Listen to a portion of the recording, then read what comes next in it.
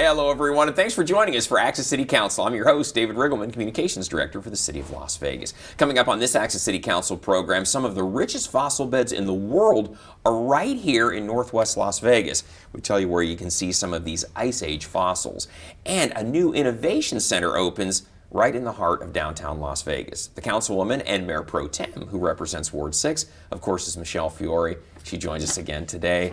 Mayor Pro Tem, great to see you again. It's so fun being here and letting everyone know what we're doing and what we're up to. And I'm very excited about our guest today on the show. We have a lot going on. We're going to give you a peek. If you don't know about the fossil beds that we have literally right in our own backyard here in Las Vegas, it's a treat. This is something, it'll give you a whole different perspective of what Las Vegas has to offer. It's not just gaming and tourism.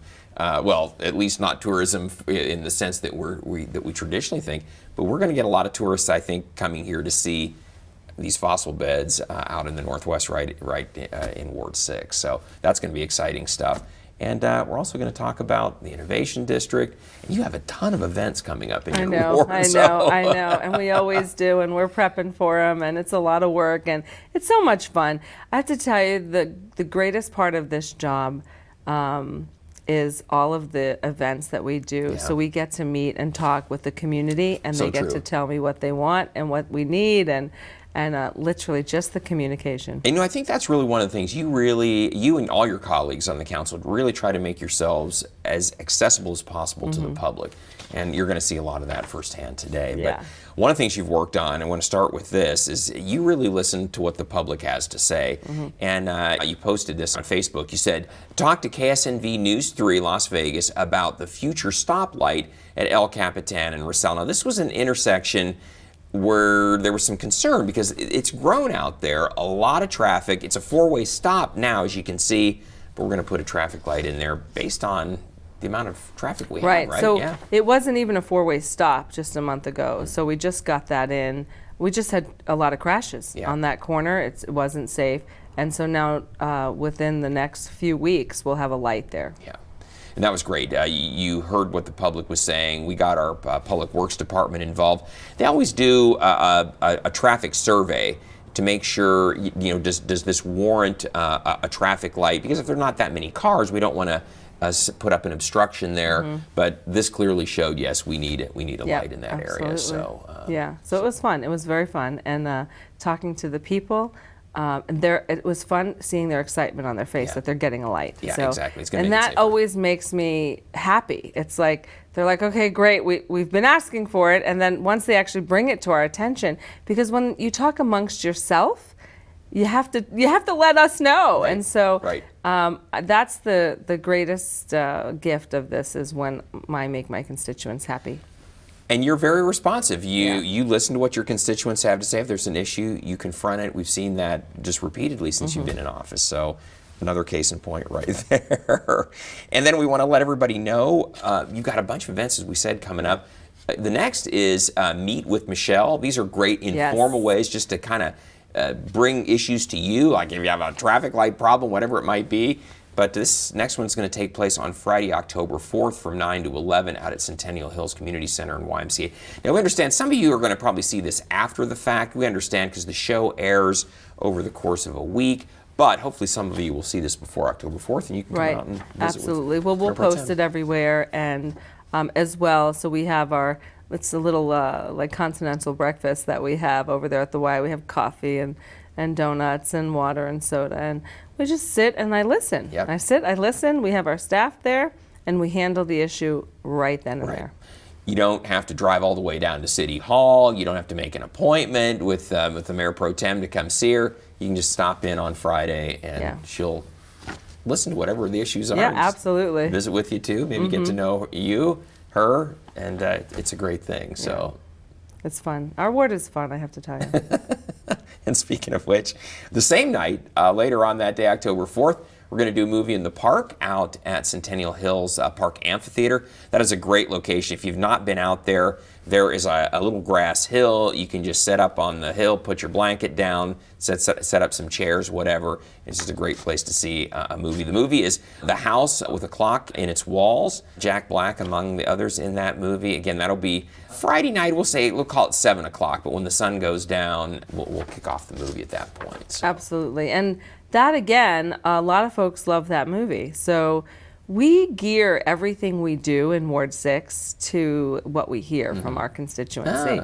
So because it's October, it's the month of Halloween, we thought, perfect movie. Okay, that's a good one. So it's a little spooky. It's kind of a fun movie, though. Yeah. And did we mention it's free? Right. It's absolutely it's always free. No charge. Just come out and enjoy a great movie. Compliments of the city. Yes. So, and your tax dollars, of course, too. So putting them to good use. And then the next day, October 5th, you're doing your next foodie tour stop. This is going to be at Market Grill, the one out on Durango, 7070 North Durango. Mayor Pro Tem, for people that don't know about the foodie tour, that'll be from 4 to 6 that night. What is it exactly? Explain what the foodie tour is. So what we're doing up in our Northwest area is we are basically highlighting different restaurants and chosen by the people via social media. Yeah. So whether it's Twitter, Instagram, Facebook pages, we ask, what's your favorite restaurant? What restaurant would you like to have dinner at? And right now we've got our first 3 lineups, and the first one was Bob Taylor's. So we had Bob Taylor's last. Classic. Yep. And then this one, the second place came in Market Grill Cafe. So Market Grill Cafe, they do their Octopa Fest, which is a huge party in the parking lot on Durango and the Smith Shopping Center where the Market Grill Cafe is. And they go from 11 a.m. to 11 p.m. And I'll be doing the foodie tour there from 4 p.m. to 6 p.m. Excellent. And it'll be really great. The food is amazing. And then next month, you have chosen, my constituents have chosen an Italian, so they've chosen Lino's. So we've had steak, we've had Greek, now we're having Italian next month. So right now, meet me this Saturday at 4 o'clock at the Market Grill Cafe, and it's going to be great. Yeah, Market Grill, great restaurant. There's multiple locations. This is going to be the one, again, out on Durango, not on Lake Mead there. But if you like Mediterranean Greek food, boy, it's really good. Yeah. And so, opportunity. How do folks let you know where the foodie tour should head next? Do they? They literally reply via Facebook. Like I'll say, where do you want to go? Gotcha. What's your food? And then we calculate them. So on Twitter, all the responses, on Instagram and on Facebook, that's how we calculated them. I think Bob Taylor's had like 30 responses of let's do Bob Taylor's. Market Grill came in at 27 and Lino's came in at 26. Wow, so tight. Very tight. So, but getting all those responses from everyone, it was fabulous. It was really fabulous. They're paying attention and they want to do it. And the foodie tour will continue. So after Lino's, we want to hear from you. We need to yes, know where absolutely. To go We're going to go next. Yeah. Sounds good. And then, Mayor Pro Tem, let everybody know National Night Out is taking place. This will be October 8th. It's the first Tuesday in October. I know some folks, we do National Night Out in August around the country, but in many climates where it's really hot, like here, we also will move National Night Out to the first Tuesday in October. So this is going to be from 5:30 to 7:30 out at Police Memorial Park, which is actually in Ward 4, but you and Councilman Anthony are teaming up for this, right? Yeah, we always do. We support our police, and they're amazing. And so our National Night Out is basically to get our community and together with our police. And so they create, a relationship. And I have to tell you, our Metro Police are just amazing. And they're constantly working with our community and reaching out. You have got a great partnership with them, too. Sasha Larkin was the commander of the Northwest Area Command. She's going to move to the Summerland Command. Yep. But still a great relationship with you and the police out in the Northwest. If there are issues, you guys really work closely together to resolve them. And they're on it. They are on it. I mean, I would call Sasha, and now she is Councilwoman Siemens. Yeah. So and now I have the new captain that's coming out there. I hear he's wonderful. So I'm looking forward to working with him as well. But I would call her in response right away. Yeah. National Night Out, the whole idea began, it used to be National Leave the Light on Your Front Porch Light. Basically, the message was to let any potential criminals know that, you know what, this neighborhood, we're all looking out for one another. That's developed into National Night Out, and it's an opportunity, again, as Mayor Pro Tem is saying, for the community and the police to get to know each other, to talk about issues, but really to also network with the people all around you, to let everyone know, you know what, we're in this together, we're going to keep an eye out for one another. Absolutely. So, yeah. It's really cool. It's really, again, it's cool. And it's cool to make sure that our neighbors know the police are their friends. Yeah, exactly. And that's going to be, again, October 8th for National Night Out, Police Memorial Park. And then Halloween is right around the corner, so you've got a big event out in Ward 6. This is Halloween at the Y. This is going to be October 31st, of course, appropriately enough on Halloween itself. And this is going to be at the Centennial Hills Community Center. Why? We are having a haunted house. Nice. We're having a DJ. We are having a ton of candy. You know, parents, we're just going to sugar your children up. And, but that's what Halloween is for. Sure. And yeah, so it's going to be amazing. Again, amazing. I have amazing constituents and neighbors, and it's going to be fun. I hope we use it. I have a coffin that I had used for the haunted house a few years ago, and so I think we're going to like have a real coffin. Probably the time to use it. Yeah, it would absolutely. Be now. So, People are like, why do you have a coffin in your garage? For Halloween. Yeah, for Halloween, so, right. you know, yeah. So it'll be fun. It'll be a lot of fun. A great event too. It's a safe place to bring your kids. Yeah. You don't have to worry about, you know, what neighborhood maybe to go into, Right. not to go into, which ones to avoid, not avoid. This is going to be a safe place. A lot of fun. And again, it'll be on Thursday, October 31st. That's Halloween this year, from 5 to 8 at the Centennial Hills Community Center in YMCA. That's there on North Buffalo. So and again, Perfect. it's free to come. So Yes, enjoy. yes. Can't stress that enough. Well, Mayor Pro Tem, we need to take a short break here, but when we come back, we tell you where you can see some Ice Age fossils right here in Las Vegas. And a little later, we take you inside the new Innovation Center in downtown Las Vegas. That's next, so please stay with us.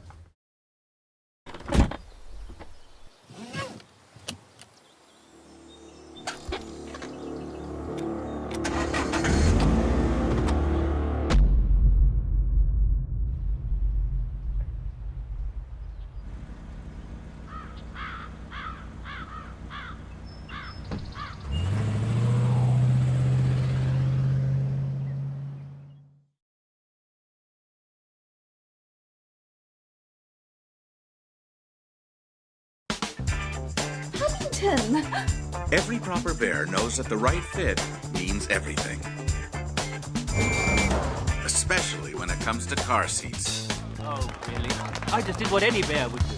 So know for sure that your child is in the right car seat for their age and size.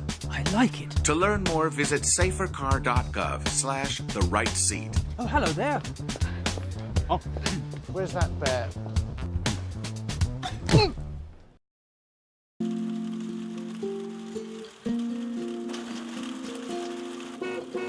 Dad's home! The smallest moments can have the biggest impact on a child's life. Take time to be a dad today. Welcome back, everyone. Tule Springs Fossil Beds National Monument was established back in December of 2014 to preserve the area known to have some of the richest fossils dating back to the Ice Ages. Joining us today is Diane Keith and Phil Welch, both with the National Park Service. We're so excited to have you here because Mayor Pro Tem and I were saying this is a treasure that many folks don't know is literally in our backyard here in Southern Nevada. And I got to witness it. They took me on a hike, and it was amazing. Diane says, "You see that?" And I thought it was like dirt. I'm like, the dirt? And she's like, "No, look closer." And there's a bone sticking out of the dirt, but thank goodness, I have to tell you, the bone is the same color as like the clay-looking dirt. So a lot of folks like myself that are not aware of what they're exactly looking for would pass it. And I really believe in my heart that's what saved these fossils. The fossil that she was pointing at that was sticking out of the dirt was about 300,000 years old. Incredible. So, and the thing that I get worried about out there, because we've toured it, is there's a lot of garbage from back in the day. dumping, People would, illegally dump. So I want you to think about this. We have a 300,000-year-old bone there. Someone throws an old car out there, and then they decide to blow it up. what is that doing to our 300,000-year-old bones? So we really have to be cognizant and cautious of where we play. I mean, I love blowing things up, and there's a place to blow them up, and I'll blow things up with you, but just not where our 300,000-year-old bones are. Yeah. And Diane, hence the reason that the area has been set aside to preserve this historic treasure out there. Right. The National Park Service, after a lot of people in the area got together and really pushed to have it saved, and Harry Reid got some legislation together. It was designated in December of 2014. Yeah. We're coming up on our 5-year anniversary, which is big for us, and it's nice because it was congressionally authorized. It wasn't something that was just deemed a monument by other means. So it's and we have this group, Protectors of Tule Springs, that have done amazing work helping people to get to know Tule Springs and protecting it, raising money, having events to teach people.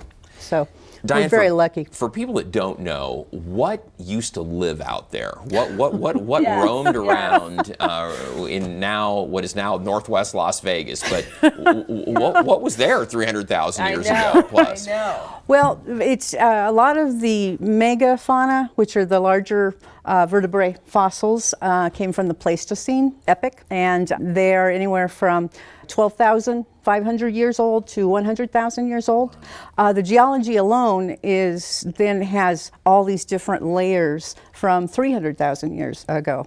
So we also have fossils in those layers. If you go out and you look, you'll actually see where there are these separate layers, and you can tell the difference between them by what's in them.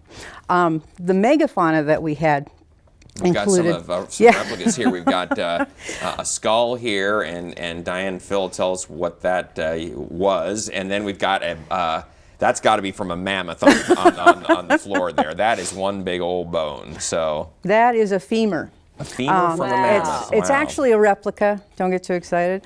But it's nice to be able to show kids how truly big the Columbian mammoths were with that. And Phil, you want to tell them what on the table there? Yeah, so a lot of people don't realize when they think of the Las Vegas desert, of camels in the Las Vegas desert, but during the Ice Age, we actually had our own Ice Age camel right here in the Las Vegas area. Looks a little bigger than the average camel of today. It's a little bit larger,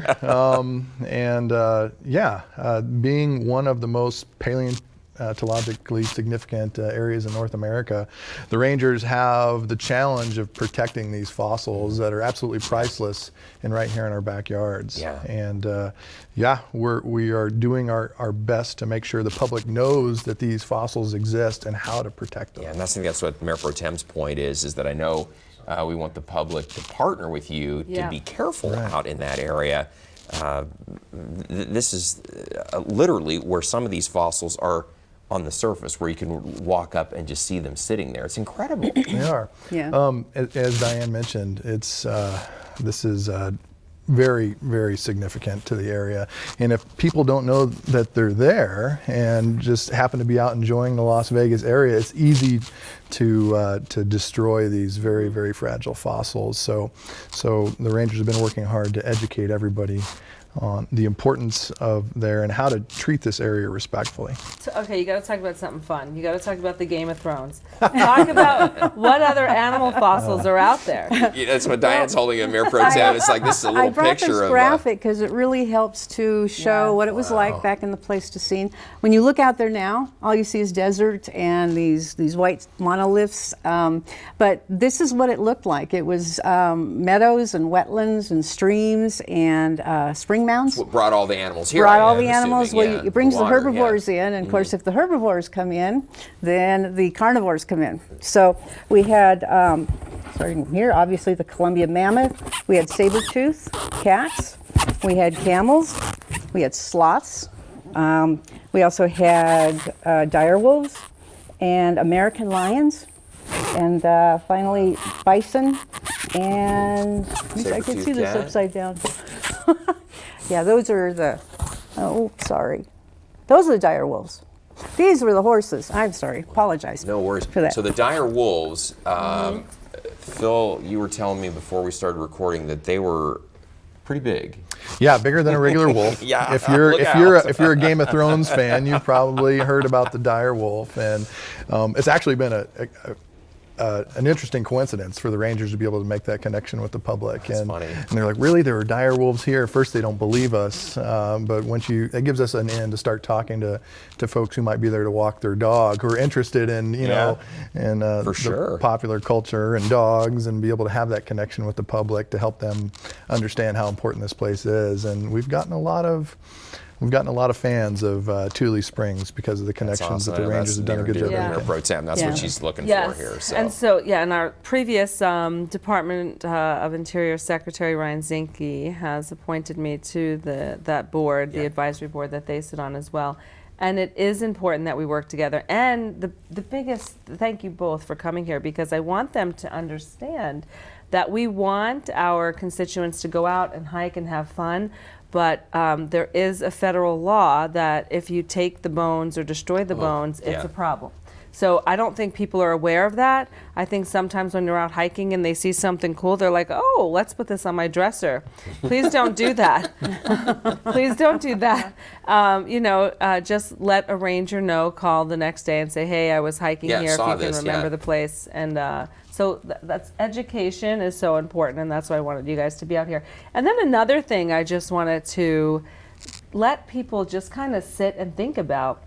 These bones are, from 12,000 to 300,000 years old. Incredible. And guess what?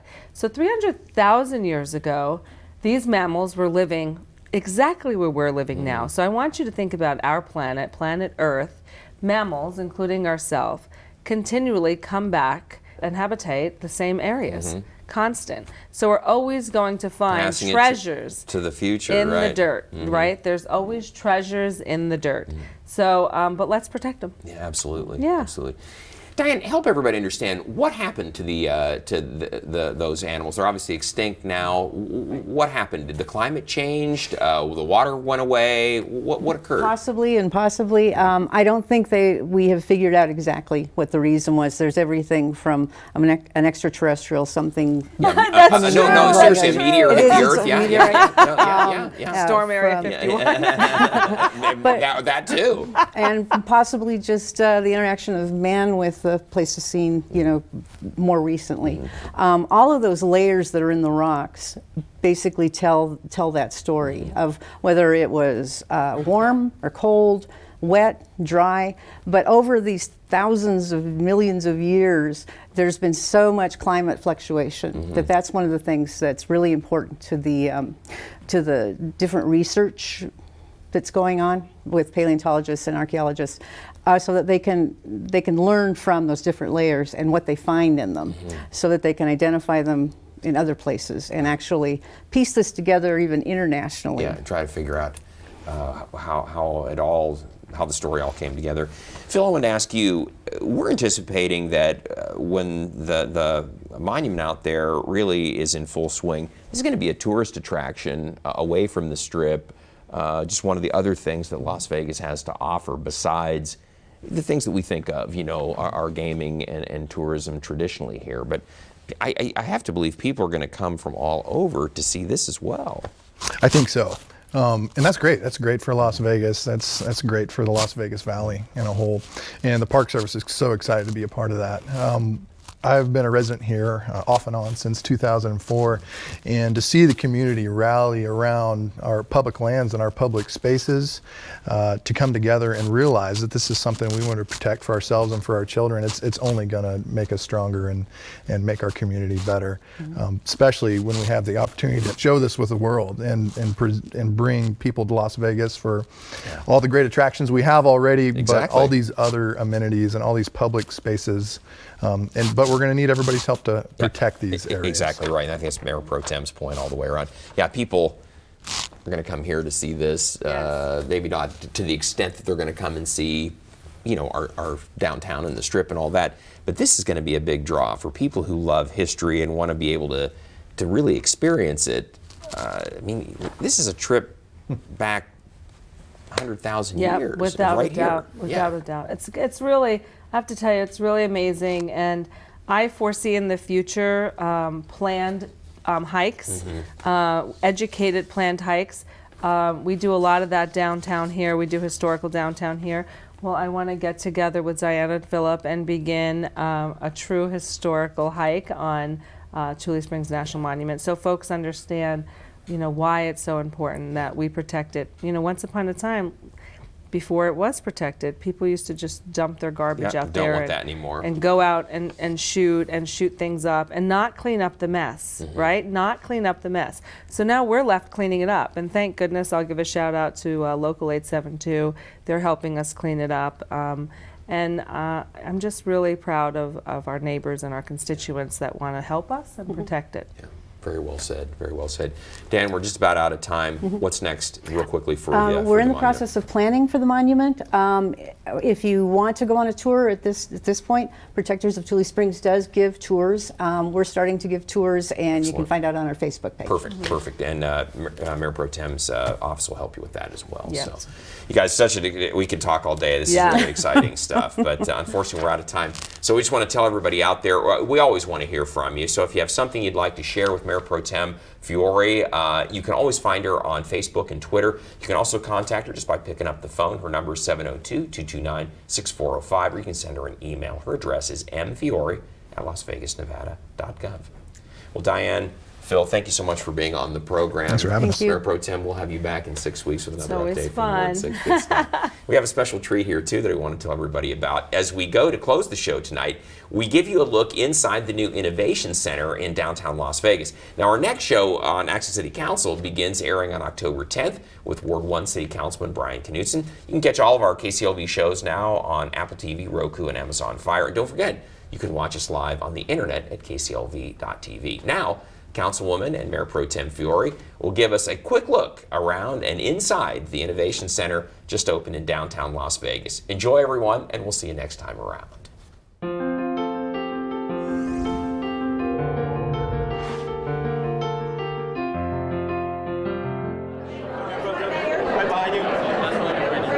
As a place where creative, forward-thinking, and visionary solutions will be developed to address issues of importance for our city and the world, this center is a real gem and point of pride for all of us here at the City of Las Vegas. 3, 2, 1. Hello, how are you guys? How are you? We could go to Paris and we could type in how many cars are in one city at one time, and it just pops up. And you can go anywhere in the world you want. I love this product. We're coming to see your Zen space. So this is one of my favorite products. I want to have a word with you all by ourselves, right? So we're going to step in here. Now, we are in a world of our own. And we're like in a little secluded place. Yeah. And it's amazing. It's like a Zen space.